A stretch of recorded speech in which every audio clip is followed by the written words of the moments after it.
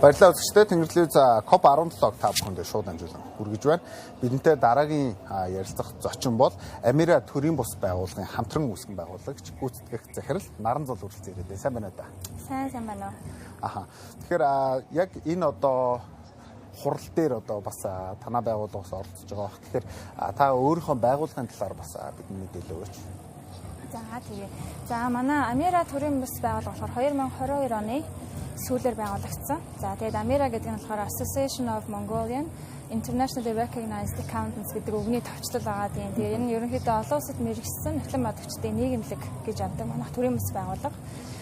Гишүүдтэй үйлчлдэг байгууллага. Тэгэхээр одоо Монголдо мэргэжсэн эхлэн бодогчдоос гадна олон улсын хэмжээнд мэргэжсэн зөндөө олон санхүүгийн мэргэжлүүд байгаа тийм. Тэгэхээр тэр хүмүүсийгээ сайхан нэгтгэх тэгээд дээрээс нь санхүү бизнесийн одоо дэлхийн түвшний одоо ертөнцид ярилцж байгаа асуудлуудыг бас хоорондоо ярилцах, мэдлэг туршлага солилцох ийм одоо зорилготой юм мэргэжлийн холбоо байгууллага байгаа.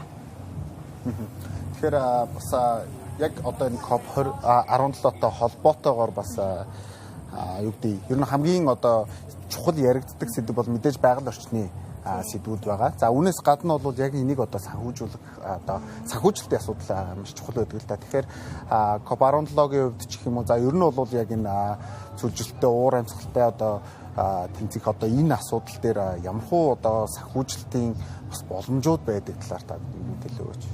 За тэгээд тэгэлгүй яг ер нь ямар ч төсөл одоо хөтөлбөр хэрэгжихэд санхүүжилтийн асуудал бол маш чухал. За тэгээд тэр дундаа одоо өнөөдөр энэ COP17 манай Монгол улстай зохион байгуулад дэлхийн нүүбийн гишүүн бүх орнуудыг одоо цуглуулад ингэж хилцэж байгаа нь бол миний хувьд бол хувь мэргэжлийн үдээс их сайхан нэр хүндтэй хэрэг болж байгаа гэж үзэж байна. За тэгээд энэ хурлаар бол бид нэр байгаль орчин одоо бэлчээрийн менежменттэй за тэгээ газрын одоо нөхцөл сөргөх байдал гэдэг олон талт маш олон төрлийн одоо multi dimensional гэж ярьдаг хүмүүсийг оролцуулаад одоо өөртөө салбарын ажлыг бол ярилцж байна. За тэр донд бол санхүүгийн ажил бол мэдээж маш чухал. Одоо санхүүгийн хүмүүс юу хийдэг вэ гэхээр за ямар төслийг бид нар ногоон төсөл гэх юм бэ?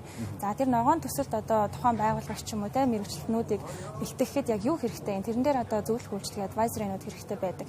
За тэгээ тэрнээс гадна за төслөө ногоон болголоо те мэргэжилтнүүд маань өөрсдөө одоо ногоон аудиторын чиглэлээр мэргэшээд явлаа. Араас нь хөрөнгө оруулалт санхүүжилттэй ханаас татах вэ гэдэг чинь хамгийн том асуудал болж байгаа. Тэгэхээр энэ бүх зүйлсээр одоо манай одоо мэргэжилтнүүд ялангуяа олон улсын мэргэжсэн эхлэнгууд бол одоо тий одоо зөвлөгөө үзүүлэх, дуу хоолой хүргэх одоо ийм зорилготой л ерөнхийдөө энд ирсэн байна. Тэгээ манайх одоо энэ Green Zone Science павильоны 1-р бүтэнд байрлаж байгаа. Тэгээд манай гишүүд ер нь юу хийдгийг манай байгууллагууд манай одоо Амирад бүртгэлтэй байгаа олон улсын тэр мэргэжсэн эхлэнгууд болон санхүүгийн мэргэжилтнүүдтэй яг ямар чиглэлээр зөвлөгөө өгдөг юм бэ гэдэг талаар дэлгэрэнгүй бас мэдээлэл авахаар бол манай бүүтэр хүмүүс маань бас очиж болно. За тэгээд яг ерөнхийдөө товчлоод бацах юм бол бид carbon accounting. За одоо бид байгаль орчиндөө хэр их одоо юуны нөөц хүчлийн хий ялгаруулад байна вэ те хэр их хохирол учруулад байна вэ гэдгийг одоо бүртгэя. За тэгээ энийг бүртгэжээж бид нэр хэмжээд зөв буруу явж байгаа юм байна те.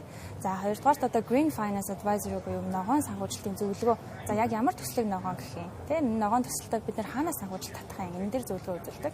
За тэгээд дээрэс нь Green Auditors гэж байгаа ногоон одоо аудиторууд гэсэн үг те. Тэгэхээр энэ нь болохоор тухайн байгууллага хэр ногоон байна вэ гэдгийг үнэлдэг. За мөн одоо ESG гэдэг нийгмийн харилцааны байгаль орчны тайлан байгаа шүү те. Тэрэн дээр тусах мэдээллүүдийг нь бас бэлтгэхэд ингээд зөвлөгөө чиглэл өгдөг ийм одоо мэргэжилтнүүдээс байж байгаа. Гэх мэтчлэн ингээд манайх бол олон улсын мэргэжсэн нэгтлэнгууд маань одоо энэ зөвлөгөө үйлчлэгнүүдэд үзүүлэхээс гадна нэмээд манай дээр supporting members буюу дэмжигч байгууллагууд байдаг. За энэ дэмжигч байгууллагууд нь болохоор бас яг одоо бид нартай алсын хараа нэгтэй олон улсын түвшний санхүүгийн мэргэжлүүдээрээ дамжаад ер нь дэлхийн түвшинд сайхан бизнесийн удирдах авч явах. За олон улсын стандарттай цаг тухай бүртгүүлэлт нийлүүлэх алхах одоо ийм зорилготой дэмжигч байгууллагууд бас зөндөө байгаа. Манай дэмжигч байгууллагуудын хийж байгаа одоо ажлууд те өөртөө салбартаа бас энэ ногоон хөгжлийг түлхэж байгаа ажлууд бас маш их байгаа. Тэгэхээр та сая яриандаа дурчин карбон кредитийн талаар те одоо сая өнгөрсөн 7 дугаар сарын 2-нд баг манай Монгол улс яг энэ уур амьсгалын өөрчлөлтийн эсрэг хуулиа бас батлаад яг энэ дээр бас яг энэ карбон кредит гэдэг ойлголтыг бид нар хууль эрх зүйн талаас нь бас зохицуулттай болж байгаа шиг байна л да. Тэгэхээр урд нь бол бид нар юу гэдэг олон улсын зах зээл дээр яг энэ хүү асуудлыг одоо хөндөөд илүү одоо өөрсдийнхөө бараа бүтээгдэхүүн тэнд зарыг гэхээр бас боломжгүй байсан бол эдгээр асуудлууд бас нэг тал руугаа нэлээд шийдэгдсэн ийм нөхцөл байдалтай болж байгаа шиг байна л да. Тэгэхээр би танаас асуух гээд байгаа асуулт нь юу юм гэхээр за би хувь хүн магадгүй өөрөө ингээд асар их хэмжээний мод өржүүлдэг, мод тарьдаг ийм хүн байлаа гэхэд одоо би өөрөө одоо яг энэ хүү карбон кредитийг одоо кредитээ цуглуулад олон улсын зах зээл дээр ч гэдэм үсгэл магадгүй манай Монгол шинэ одоо ийм маркетплейс буюу одоо зах зээл үүсээд ингээд зарагдах боломжууд бас бий болж байгаа юу? Хувь хүмүүс, хувь одоо байгууллагууд те энэ хүү боломжийг ашиглах боломж хэрнээ ихтэй болсон байна.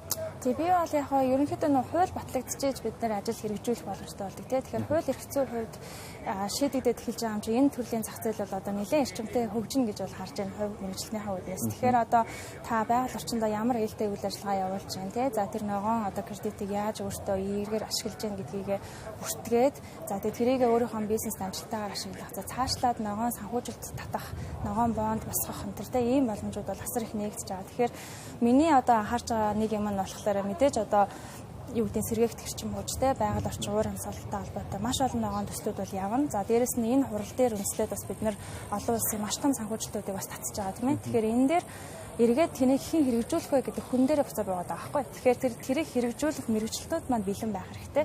Тийм учраас одоо нэгтлэн бадагч нараа бизнесийн удирдлагуудаа бизнес хөгжүүлж байгаа одоо тэр бүх хүмүүсийг энэ ногоон аудит, carbon accounting талаар илүү мэдлэгтэй болоорой тийм мэдээлэлтэй болоорой өөрсдөө бас илүү амжиж хөгжүүлээрэй гэж хэлмээр байна. Тэгэхээр энэ зах зээл бол одоо нэлээд одоо бүүм хийхэд бэлэн байгаа зах зээл гэж харж байна. Тэгээд энэ хурлыг бас манай Монгол улс наачлаад тийм эндээ одоо бүх улсад төлөвлөлөд хийж байгаа нь бас их сайхан нэр хүндийг хэрэг болж байна гэж харж. Тэгэхээр одоо яг энэ бэлчээр гэдэг асуудлыг бас манай Монгол улс нэлээд томор гаргаж ирж тавьж байна. Олон нийтэд олон дэлхийн улс орнуудад бас бэлчээрийн асуудал маш чухал шүү гэдгийг бас таниулж байгаа ийм үйл ажиллагаа болж байна л да. Тэгэхээр таны хувьд одоо юу гэдэг би саяныхын карбон руугаа бас гэж нэмж асуух гээд байгаа юм. Ямар бүтээгдэхүүн хөгжүүлвэл бидэрт ерөнхийдөө илүү ирээдүйд одоо хувь хүмүүсийн орлого дээр ч юм уу те илүү их одоо боломж нь нэгттэй болохоор байгаа шиг байна. Яг бүтээгдэхүүн талаас нь. Бүтээгдэхүүн талаас нь.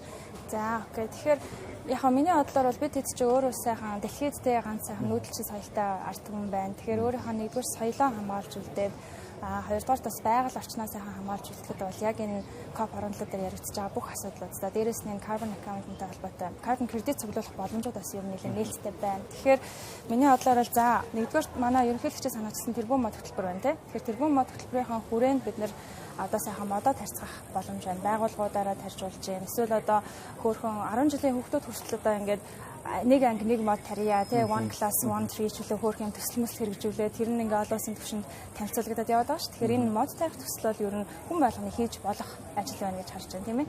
За хоёрдугаарт одоо манайх мэдээж уул уурхай хөгжлийг түшгэлж хөгжиж байгаа улс тий. Тэгэхээр яалтчгүй бид нар уул уурхайгаа түшиглээ тэрнээсээ цаашаа эдийн засгаас солонгуулж явах л одоо ийм улс учраас уул уурхай байгууллагууд маань буцаад нөхөн сэргээлтээ хийх нөхөн сэргээлтээ хийхдээ нөө анх байсан газараа яаж байгалийн олон зүйлт юмар те баяжуул сайхан сэргээвэ гэдгийг тайлгнадаг. За энэ тайлан маань өөрөө буцаад санхүүжилт татах маш том боломжийг авчирч байгаа байхгүй. Тэгэхээр за энэ одоо нөхөн сэргээлтийн үйлчлэг үзүүлдэг компаниудыг бол бас эрэлттэй байх л гэж бодож байна.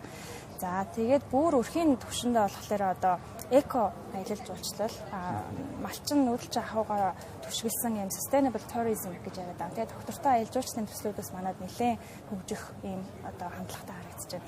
Тэгээд аялал жуулчлалыг хөгжүүлэх талаас ч гэсэн төрийн бодлогод бас нэлээд байгаа тийм. Тэгэхээр тийм учраас ерөнхийдөө өрхийн үйлдвэрлэл за малчны аж ахуй тэрнээс гарч ирж байгаа бүтээгдэхүүнүүд тэрийг түшгэлсэн одоо ийм өрхөөр суурилсан аялал жуулчлалын ажлууд бол бас нэлээд хөрхөн явах болов гэсэн бодолтой байна.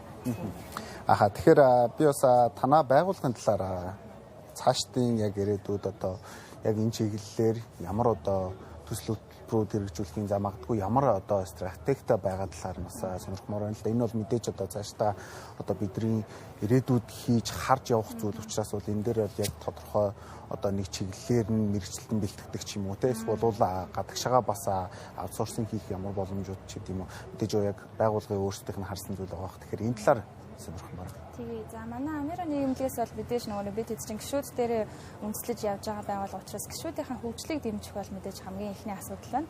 За тэгээ тэр гишүүдээ болохоор одоо илүү энэ олон улсын одоо уур амьсгалтай тэмцэвхтэй ногоон санхүүжилтийг босгох. Ногоон санхүүжилт босгоно гэдэг чинь яг ярихад их амархан юм шиг байгаад байгаа юм шүү дээ. Одоо асар хэцүү ажиллагаа юм л да. Төслөө бичгээс ахуулаад, байгууллагын үнэлгээс ахуулаад, тэгээд гарч ирж байгаа төслөө олон улсын аль зах зээл дээр те ямар байдлаар босгох юм энэ гэдэг ер нь маш нарийн асуудал явагддаг. Олон одоо хүмүүс оролцдог юм багийн ажиллагаа. Тэгэхээр энэ дээр ногоон санхүүжилтийг олж ирэх талаас нь бид нар мэргэжлүүдэд бэлтээ. Нөгөө талдаа дотооддоо тэр ногоон болгох ажлаа хийдэг тэр ногоон аудиторууд те ногоон төслийн Green Finance Advisories гэдэг хүмүүс байгаа. Тэр хүмүүсээ бэлдэх одоо ийм талаас л бид илүү анхаарч байна. Тэгээ ягаад тэгэхээр ерөнхийдөө зах зээлийн журмаар бол яг энэ төрлийн эрэлт хэрэгцээ бол угаасаа нэмэгдэж байгаа. Тэгэхээр нөгөө талаас тэрийг хэрэгжүүлэх, зөвлөх дээрээс нь яг олон улсын стандартын дагуу дэлхийн ойлгодог хэлээр нь тайлагнаад тэр мэдээлэлээс хаа солилцдог ийм санхүү тайлангийн мэргэжлэнүүд маш чухал байгаа. Тэгэхээр энэ хүмүүсийнхээ одоо ур чадварыг нэмэхийн тулд дотооддоо бид төрийн бас байгууллагаараа дамжуулаад хурал уулзалтуудаараа, сургалтуудаараа ажиллаа хийн. За мөн одоо олон улсын байгууллагуудаас хамтын ажиллагаатай байгаа. Тэгэхээр манай Амира нийгэмлэг болохоор Английн ECC гэдэг олон улсын мэргэжлийн нэгтлэн бодогчдын нийгэмлэг байгууллагатай хамтын ажиллагаатай байдаг. За энэ бол одоо 120 гаруй жилийн түүхтэй Английн одоо хамгийн том мэргэжлийн байгууллага байгаа. За мөн Америкийн IMA гэдэг нийгэмлэг Institute of Management Accountants буюу одоо удирдлагын мэргэжлийн нэгтлэн бодогчдын институт гэдэг байгууллагатай бас хамтын ажиллагааны санамжлагтай ажиллаж байгаа. За энэ байгууллага маань бас одоо 10 жилийн түүхтэй ийм мэргэжлийн байгууллага. За мөн одоо CGMA Global гэдэг бас байгууллагатай хамтын ажиллагаа зурхаар ярьж байна. Гэх мэтчлэн ингээд дэлхийн хамгийн том нэгтлэн бодогчдын санхүүгийн байгууллагуудтайгаа бид нар хамтарч байгаа учраас дэлхийн нийтэд хамгийн сүүлийн үедээ одоо яг энэ салбар дээр юу хамгийн чухал хэрэгтэй байна гэдэг мэдээлэлтэй бол яг ойр алхаж байгаа гэсэн. Тэгэхээр тэрийг буцаад улсдаа яаж буулгах уу, хөрсжүүлэх үү, байгууллагуудаа яаж тэрийг одоо нэвтрүүлэх үү гэдэг талаас нь зөвлөх, тэрэнд ажиллах мэргэжлүүдийг бэлтгэх нь бол бидний хамгийн том одоо зорилго байна. За мөн одоо сая бид эхний 6 сард бол Итали, Швейцар гэх мэт улсуудтай бас яг одоо тэр улсуудын мэргэжлийн нэгтлэн бодогчдын CPA нийгэмлэгүүдтэй хамтын ажиллагаа бас яриад ирсэн. За тэгээд эх жилээс бол бид Швейцар улсад байдаг бас нэг мэргэжлийн төрийн бас байгууллагатай хамтраад бас нүүбийн хүрээнд бас ийм хурал уулзалт хийхээр бас төлөвлөж байна. Тэгэхээр гэх мэтчлэн ерөнхийдөө олон улсаас мэдлэгээ авах нь байна. Нөгөө талдаа тэрийгэ дотооддоо буулгах яг нарийн мэргэжлүүдэд бэлдэх талаас л гарч байна гэсэн. Тэгэхээр маш их баярлалаа. Бас та өөрийнхөө яг энэ байгууллагын талаар бас яг энэ салбарт хөрөнгө оруулж болохоор ямар боломжууд байгаа талаар үнэтэй мэдээлэл өгсөн танд маш их баярлалаа. Та бүхний ажил амжилт хүсье. За та бүхэнд амжилт хүсье. Баярлалаа үзэгчдээ бид COP17-г та бүхэндээ хүргэжлүүлэн шууд дамжуулан хүргэж байна.